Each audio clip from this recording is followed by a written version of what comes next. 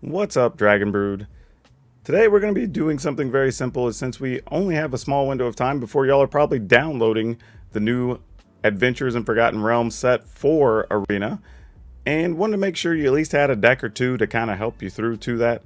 So I am providing a deck today that is an update to an existing deck, because I know as much as people want to see new stuff and see people kind of build with the cards on the new mechanics, one of the biggest things is actually kind of giving y'all an opportunity to just have a handful of cards that you're targeting or looking forward to that you can use to upgrade decks you already have. So I have a couple of videos coming where actually the decks that were already existing that people know and are happy with, you can kind of look at those and just say, hey, here's a handful of cards. You don't have to go buy a bunch of packs and do everything to kind of get you up to speed, to at least get you through the first week or two.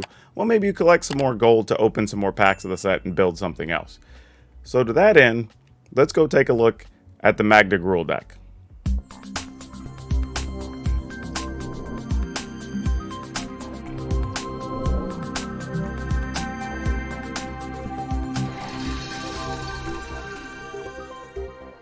Now, again, with this list, we're not doing anything necessarily particularly new. We want to just present options from the new set that are going to help us kind of get up to speed and still be competitive while trying out some of the new cards and getting familiar with them. So at the top, you're still playing the same Edgewall Innkeeper, and the basis of the deck is still going to be kind of the adventure package. They're not rotated out of standard yet, so we still got to take advantage of them and do what we can, right? So 4 Edgewall Innkeeper, 4 Jaspera Sentinel. And this is going to be the card that really lets us generate the mana to get to the bigger things, to kind of ramp ahead alongside Magda. You know, Magda, the 2/1 dwarf, whenever you tap her, or another dwarf, you get a treasure. You can sack 5 treasures to either go find an equipment or find a dragon and put it into play. So both those abilities are very good. We do have a treasure, or I mean a couple of artifacts, and we do actually have a couple of dragons. So going to be able to use both, but most importantly, we're likely going to be spending the treasure to actually just do things and move stuff forward. We do also have Rimrock Knight, which also happens to be both an adventure card with the Boulder Rush and a dwarf with a 3/1 creature. So it actually checks 2 boxes in this deck, which is very good. Bone Crusher Giant, we all know how good it is. Not a lot to say about that one. We are also playing Shatter Skull Smashing, so there's 3 of those, really kind of taking the place of some other mana, because we are playing a little bit mana light in this list. And then we have 4 Lovestruck Beasts, which is a turn 1 creature and is a big 5 mana thing. It's good in here anyway, because when you're playing the adventure package, you do have the benefit of getting to play the Edgewall Innkeeper that also is a 1/1. So you have more choices to make sure you can still keep your big 5/5 in attack. We are now, the first new card we're taking a look at is Zerial. And for those of you that didn't see our preview on it, it is, matter of fact, let's go back and look up Zerial on this other page here so I can show you Zerial in a more larger fashion. Is that not going to show it up? Oh, it's not going to do it there either for me. Let's see if I can. There we go. All right, so Zerial is a 4 mana Planeswalker, 2 colorless, red, and you can pay or +1 to give all your creatures +1 and haste until end of turn. If you don't have any creatures or you need to make a blocker, you can pay 0 and make a 1/1 devil that when it dies deals a point of damage.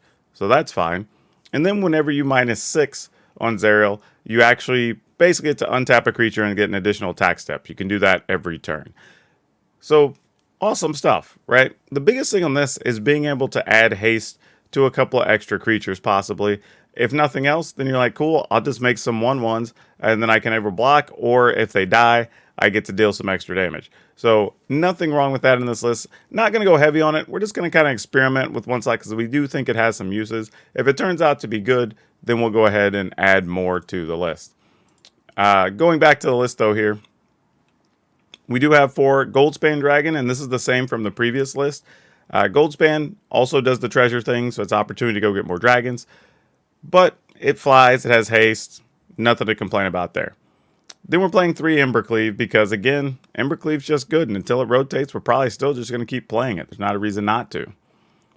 And then we're playing 2 Inferno of the Star Mounts. And again, let's go ahead and flip back so we can take a look at the Inferno of the Star Mounts as well, because I want people to kind of see this up close while we talk about it. Here we go. So the Inferno in the Star Mounts is a 6 mana, 6/6 flying haste creature. You can pay 1 or 1 red particularly and give it +1/+0 until end of turn. If for whatever reason or somehow you magically get this up to 20, you kind of just get to deal 20 to any target, which oftentimes is going to kill your opponent. Now, that being said, we're not likely ever trying to get it to 20. That's not the real goal. Here, the thing is you either just get to play it, and it's a big 6-power haste thing. Nothing wrong with that. Can't be countered. Awesome. Checks a lot of boxes. Or you can just go search for it with Magda, get in there with haste, and then that alongside anything else, going to be able to help get the job done. Also, you have the ability of playing this back-to-back with Goldspan Dragon and then into the Inferno of the Star Mounts. Well, that's 10 damage. Well, 14 really, because the Goldspan Dragon would have attacked the previous turn by itself as well. So, really like the fact that we have another dragon option to go to here. This did replace the one copy previously with the 5/4 dragon that actually, when a creature comes into play, gets deal damage. So we're not playing that anymore. We're not just playing the Star Mounts. So, it's fine. Wrapping up the rest of the deck, we do have 2 Great Hinge.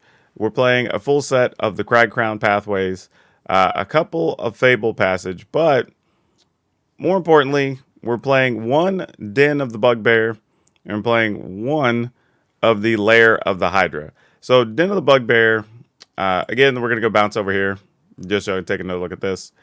So Den of the Bugbear is a land that comes into play tapped, or if you already control 2 other lands, it comes into play tapped. So if you don't play it on the first 2 turns, it's going to be a tap land later. Taps for red. You can pay 3 and a colorless. This becomes a 3/2. When it attacks, you get an additional 1/1 goblin that's attacking. And then the Lair of the Hydra is similar. Taps for green. However, you can pay X and 1, and then the land becomes a Hydra that has power and toughness X to end a turn. So this is also a great card to have after a sweeper, right? You have 5/6 land. You're like, great, I'll turn this into a 5/5. Keep attacking. So really good from that standpoint. Gives you kind of a little, these lands give you a little bit of extra leverage going into the later stage of the game. And you don't really have to make that concession that you do playing it if you were to play something like Faceless Haven and have to play the snow lands or whatever and go a whole different route. But that's it. If you're looking at the deck, this is kind of the full package. Didn't really want to change too much. So the bigger changes here is previously we did have Eska's Chariot in here. And we had the other dragon. I don't know why I'm forgetting the other dragon's name, but y'all know. But anyway, the other dragon's been taken out. And then we've replaced those with 2 Inferno of the Star Mounts. And we're playing 1 Zerial. So not a lot to look for. The downside is these are 3 mythics. But outside of that, we really didn't change much of the deck. So you're really only having to target 3 cards if you want to make this upgrade and be able to play it on day 1. Which I think is pretty solid. Because this deck is actually a solid performer. It's fun to play. It's fast. And it's actually going to probably be able to take advantage of some things while you have opponents that are doing a lot of experimentation right out of the gate with the new cards. So this is totally the type of deck I would recommend people play if you're trying to get a little bit of an edge early in the season with a deck you're already familiar with, and you don't have to spend a lot of cards to upgrade. Like I said, it is 3 mythics, which is a little bit of a disappointment, but it is only 3, and otherwise, well, that's not true. I guess you have 2 rares as well, because we do have the 2 man lands in there. But I think that's totally reasonable overall when you're talking about upgrading to a new set. Didn't really have to touch much of your previous list, and you still got to maintain all the power you had before and versatility without any major changes. So there you go. There you have it. That is Magda Gruul updated for Adventure in Forgotten Realms. If you haven't, please remember to like, subscribe, notification bell, all that good stuff, and I will see you next time.